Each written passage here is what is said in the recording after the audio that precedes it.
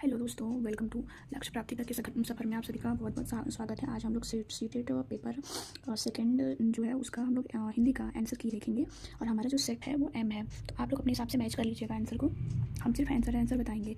91 जो क्वेश्चन है, विशेषण विशेष का उदाहरण नहीं है। मानव अस्तित्व उन्नति प्राप्त करने के लिए आवश्यक है मनुष्य अपनी कमियों को जान ले। 93 गद्यांश के आधार पर कहा जा सकता है कि परिवर्तन तीव्र गति से होते हैं। 94 अध्यात्म शब्द में एक प्रत्यय लगाने पर शब्द बनेगा आध्यात्मिक।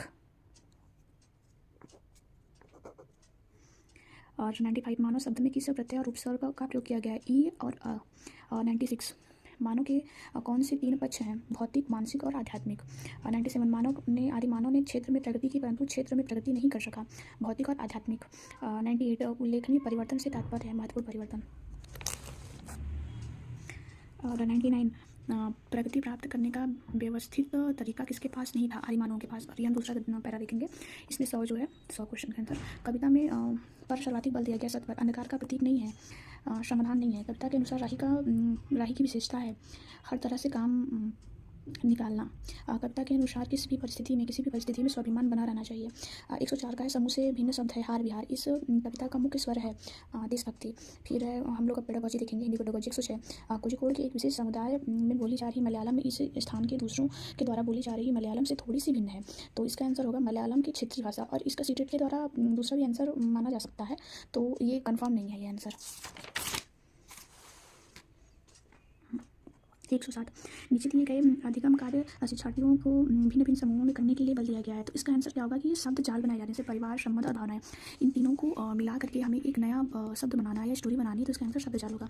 भाषा क्या है जिसका प्रयोग हम दिन प्रतिदिन के लिए आमने सामने की अंतर्क्रिया के लिए करते हैं, बुनियादी अंतर्व्यक्ति संप्रेषण कौशल है। 109 मिडिल स्तर पर अध्यापन करने वाली अध्यापक एक पाठ्य सामग्री छोटी कहानी पठन के लिए देती है और कहती है कि सत्ता एवं न्याय के दृष्टिकोण से इस पठन सामग्री के अर्थ और विचार से क्या तात्पर्य होगा। तो इसका आंसर होगा समालोचनात्मक भाषा विकास का होगा। 110 व्याकरण के शिक्षण अधिगम में प्रक्रियात्मक ज्ञान क्या है, व्याकरणिक तत्वों के नियमों को जानना। 111 कक्षा 7 की अध्यापिका जो है जोड़ी में कार्य को कराती है। फिर उसके बाद वो 10 शब्द बोलती है तो एक ग्रुप लिखता है, फिर दूसरे 10 शब्द को बोलती है तो दूसरा ग्रुप लिखता है। तो इसका जो आंसर होगा वो पारस्परिक श्रुतलेख होगा। 112 निम्नलिखित में से कौन सा संकेत भाषा के बारे में सही नहीं है, संकेत भाषा की व्याकरण नहीं होती, संकेत भाषा की व्याकरण होती है, इसमें दिया नहीं होती, तो यही सही आंसर होगा। त्रिभाषा सूत्र के बारे में कौन सा कथन सही है, मातृभाषा, घर की भाषा, क्षेत्रीय भाषा प्रथम भाषा के रूप में होती है, यही आंसर सही होगा।